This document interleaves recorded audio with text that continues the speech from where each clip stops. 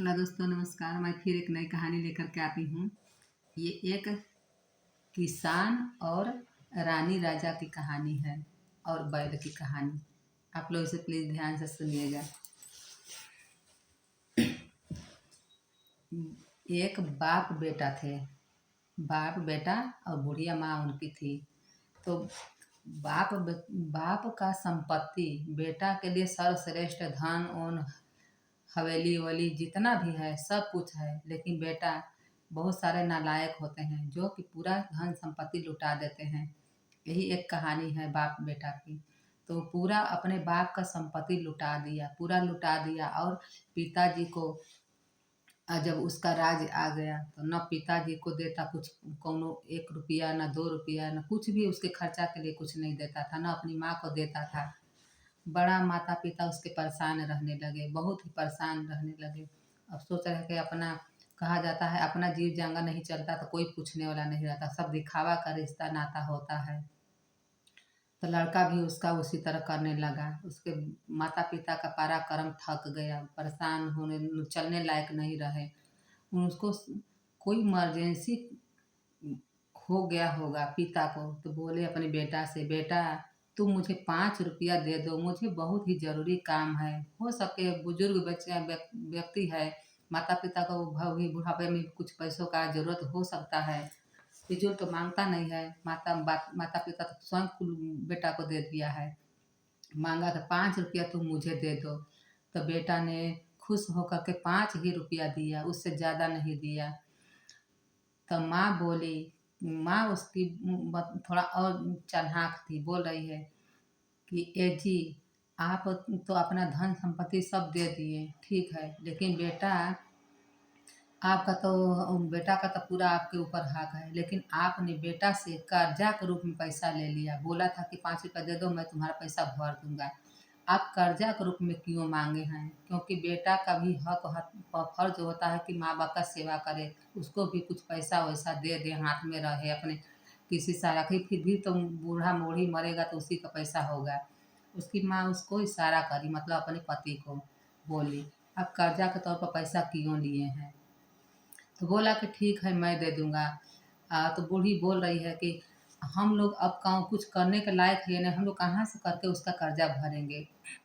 बाप बोल रहा है कि हम किसी न कैसे भर देंगे। बस ये कह करके उसको कुछ परेशानी हुई, वो बूढ़ा बाप उसका तुरंत मर गया। और उसको देख करके वो बूढ़ी माई भी उसकी मर गई। दोनों पति पत्नी मर गए। तब पति पत्नी मर गए, तब फिर अगला जन्म जब उन लोग का हो रहा है, तो ये जो जो इसकी बूढ़ी मैया थी, ये औरत जा करके एक राजा के घर में, खूब जागीरदार के घर में खूब बढ़िया उसका परवरिश हुआ, शादी विवाह करके तैयारी हो रहा, वो कहीं जा रही है। ये बेचारा पिता इसका बैल बन करके उसी लड़का के घर में आ करके हल जोत रहा है, और ये लड़का बड़ी मार रहा है, पीठ पर इधर कहीं साटा, कहीं इधर साटा, कभी उसके पंजरी में मार रहा है। मारता मारता बूढ़ा बेचारा, बाप था, बूढ़ा बैल एकदम बेचारा गिर जाता, जीभ निकल जाता, लंबा लंबा जीभ निकल जाता, कान खड़ा कर लेता, कभी कान झुका देता, आँख से आंसू के धार बहते बहते, सुख नहीं रहता वहाँ का जमीन, इतना गीला हो जाता, बड़ी रोता। और उधर से जो इसकी पत्नी थी, राजा के जागीरदार के यहाँ जो शादी करके गई थी, उधर से वो कहाँ लोग उसको लेकर के कंधा पर बैठा करके आई थी। वो अच्छा कर्म करी थी। तो आ रहे थे तो देख रही है कि वो मेरा पिछले जन्म का पति है, हल जोत रहा है, और मेरा लड़का खूब मार रहा है, खूब मार रहा है। डोली कहारी से कहवा कर रुकवा दी। कह रहे कि भाई कहाँ भाई, थोड़ा सा डोली रख दीजिए, हमको इनसे थोड़ा सा बात करना है बैल से। जा कर के उसके कान में बोली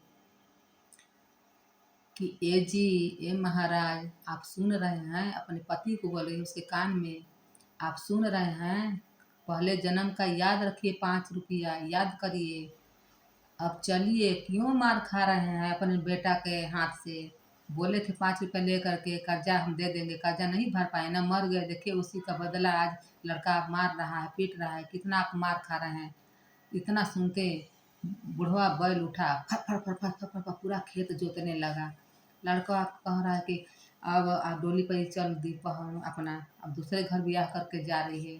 तो रोका लड़का, रुको रुको रुको कहाँ, रोका करा के पालकी उतारो, सवार थी तब उतारा पालकी कहाँ, उससे उठ करके पूछा, सवारी में गया, हाथ जोड़ करके बोला, माता जी आप कौन हैं? मैं नहीं आपको जानता न पहचानता, आप दुल्हन है किसी के, मुझे अच्छा नहीं लगता आपसे बात करना, लेकिन फिर भी आप बताइए आप क्या कही हैं उनके कान में उस बैल का, ताकि कब से वो बैल चल नहीं रहा था, लेकिन आप एक बात कही, वो बैल इतना दौड़ने लगा। कोई तो कुछ तो राज छिपा है इसमें।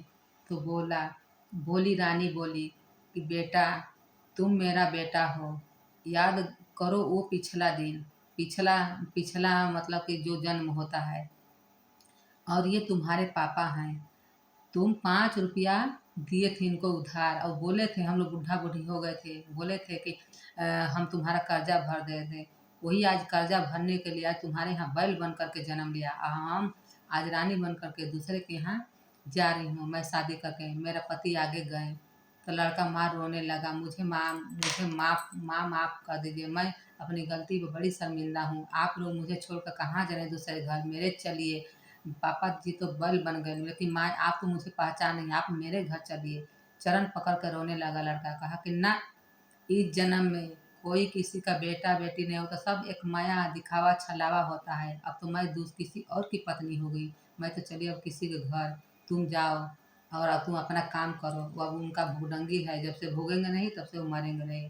फिर उसका भरपाई 5 रुपया का हुआ, फिर बुढ़वा बैल मर गया, फिर जा कर के राजा रानी अपना, फिर वो अपना दूसरा जन्म में अब जो भी बने होंगे, पहले की कहानी है, दादी माँ लोग कहती थी।